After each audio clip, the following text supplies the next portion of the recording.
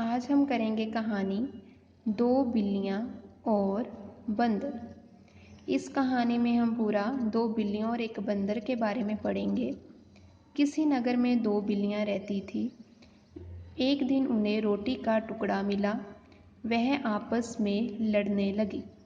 क्या कह रहे हैं वो भी, एक नगर में दो बिल्लियाँ रहती थी। एक दिन उन्हें एक रोटी का टुकड़ा मिला। वह उस रोटी के टुकड़े के लिए आपस में लड़ने लगी।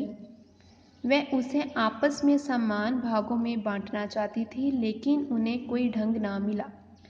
वो दोनों बिल्लियाँ, जो रोटी का टुकड़ा उन्हें मिला था, उनको आपस में समान भागों में मीन्स इक्वल जो है डिवाइड करना चाहती थी, पर उन्हें कोई भी ढंग नहीं मिल रहा था। उसी समय एक बंदर उधर आ गया। वह बहुत चालाक था। क्या कह रहे हैं अब, कहते उसी समय एक बंदर उधर आ गया और जो बंदर था वो बहुत ही चालाक था। उसने बिल्लियों से लड़ने का कारण पूछा। बिल्लियों ने उसे सारी बात सुनाई।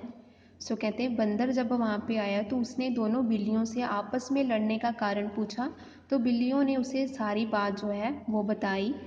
वह तराजू ले आया और बोला, लाओ मैं तुम्हारी रोटी को बराबर बांट देता हूँ। उसने रोटी के दो टुकड़े लेकर एक एक पलड़े में रख दिए।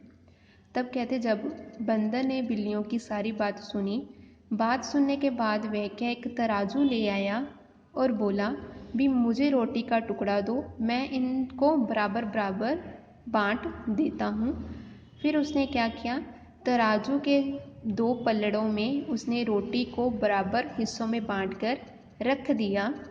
जिस पलड़े में रोटी अधिक होती, बंदर उसे थोड़ी सी तोड़कर खा लेता।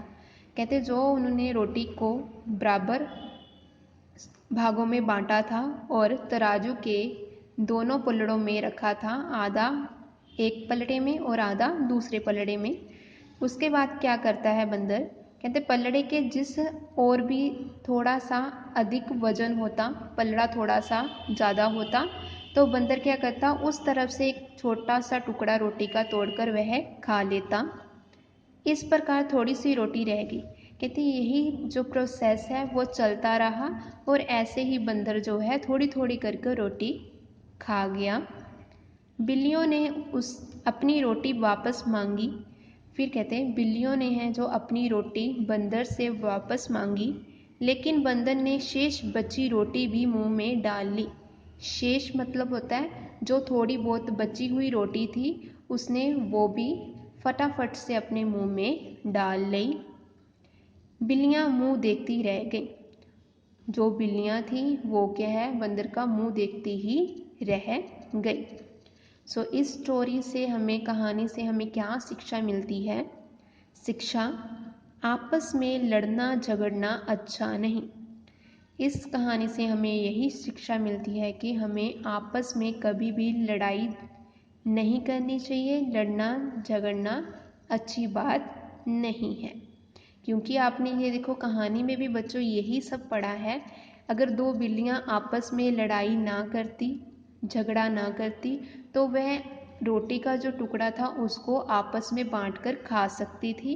बट उन्होंने क्या किया, आपस में लड़ाई झगड़ा कर लिया, जिस वजह से जो बंदर था उसने सारा फायदा उठाया और वो रोटी का सारा टुकड़ा खा गया।